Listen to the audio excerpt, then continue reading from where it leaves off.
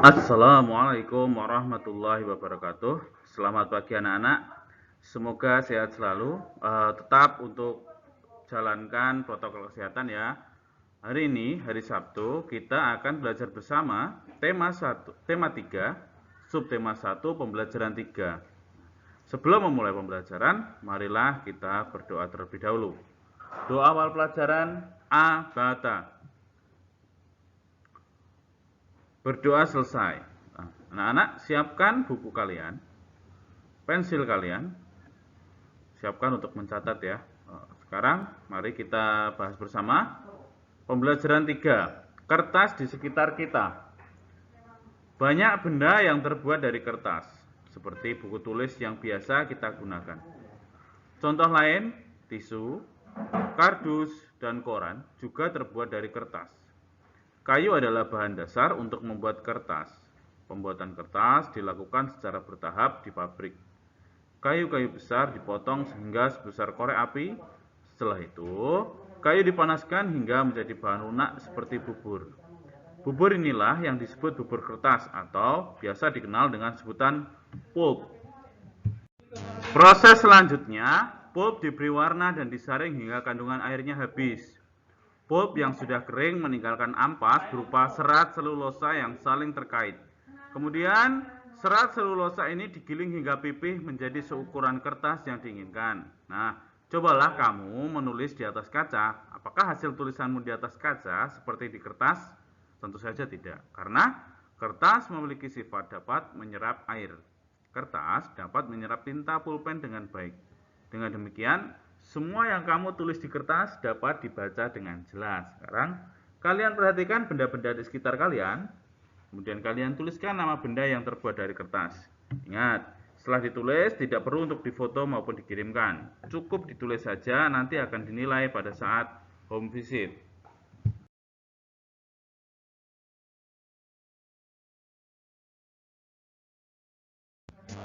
Sebuah fakta menunjukkan kalau kita menghemat 1 ton kertas, berarti kita bisa menghemat 13 batang pohon yang besar. Fakta yang luar biasa bukan? Nah, apa yang bisa kita lakukan untuk menghemat kertas? Di sini ada pendapat ya. Udin dan teman-temannya berpendapat tentang menghemat kertas. Bacalah pendapat berikut. Setiap tahun ajaran baru, aku meminta ibu membeli buku tulis baru. Sekarang, aku akan menggunakan buku lama. Buku lama yang halamannya belum terpakai. Jika ingin terlihat seperti baru, ganti saja sampulnya. Kemudian, yang perempuan juga, kalau aku akan memanfaatkan kertas yang masih dapat digunakan. Misalnya, menggunakan kertas di dua sisinya. Dengan demikian, tidak menghabiskan kertas yang banyak. Nah, seperti kalian juga ketika ingin bermain pesawat-pesawatan di sekolah, itu kalian pasti ambil dari buku yang baru di tengah-tengahnya. Nah, itu salah satu sifat pemborosan. Pemborosan itu tidak disukai oleh Allah. Jadi, mulai sekarang kalian harus berjanji pada diri kalian sendiri untuk bisa berhemat.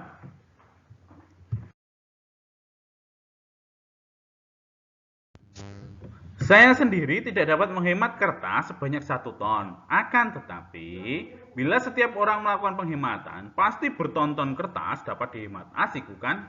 Nah, sekarang coba di sini kalian tulis apa yang sudah kalian lakukan untuk menghemat kertas. Di musim layangan seperti ini kalian pasti juga membutuhkan banyak kertas ya. Nah, sekarang tolong ceritakan apa yang kalian butuhkan, apa yang sudah kalian lakukan untuk menghemat kertas. Kamu telah membaca wacana di atas. Wacana tentang kertas di sekitar kita. Nah, sekarang carilah arti kata berikut dengan tepat. Kamu dapat bertanya kepada gurumu. Tetapi kan kita masih dalam keadaan daring ya. Kalian bisa mencari di Google ya, tidak apa-apa. Kalian cari kata-kata berikut: selulosa, lunak, molekul, ampas, pulp, pipih, menyerap, kardus, serat, dan menggiling. Silahkan kalian tulis di buku tulis tema kalian, tidak usah dikirim, nanti pada saat home visit akan dinilai.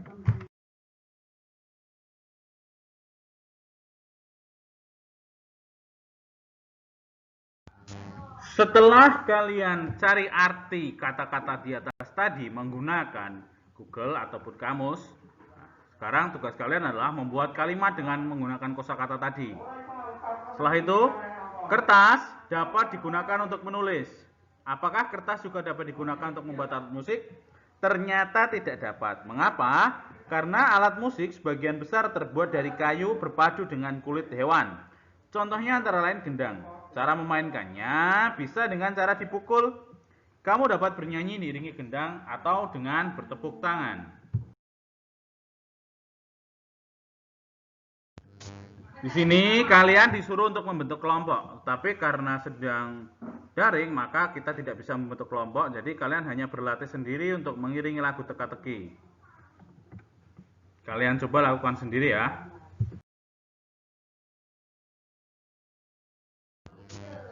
Bahan dasar kertas adalah kayu.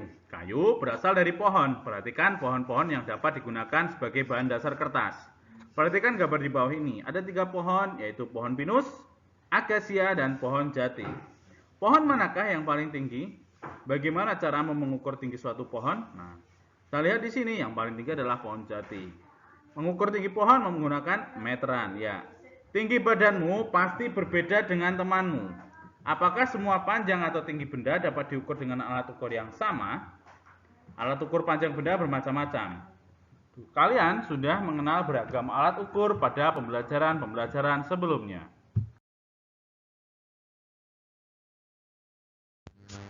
Nah, di sini ada gambar beberapa macam alat ukur. Ada meteran roll, meteran saku, meteran pita. Sekarang kalian coba masukkan ke dalam kolam yang tersedia. Alat ukur apa digunakan untuk mengukur apa? Tinggi badan menggunakan apa? Sampai dengan panjang halaman sekolah menggunakan apa?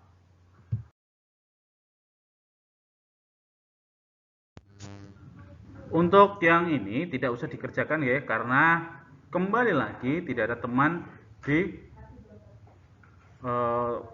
rumah ya, hanya sedikit.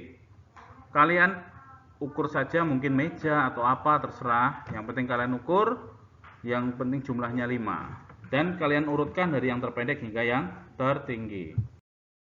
Ya, terima kasih anak-anak sudah mengikuti pembelajaran hari ini. Pesan dari Pak Khairul tetap jalankan protokol kesehatan 3M, imun, iman, dan aman. Jangan lupa iman, kita beriman kepada Allah Subhanahu wa taala dengan melaksanakan ibadah. Aman, kita menjaga jarak aman kita, memakai masker, mencuci tangan setiap waktu, dan imun yaitu kita makan makanan yang bergizi dan berolahraga setiap waktu. Terima kasih. Mohon maaf jika ada kesalahan kata. Billahi taufiq wal hidayah. Wassalamualaikum warahmatullahi wabarakatuh.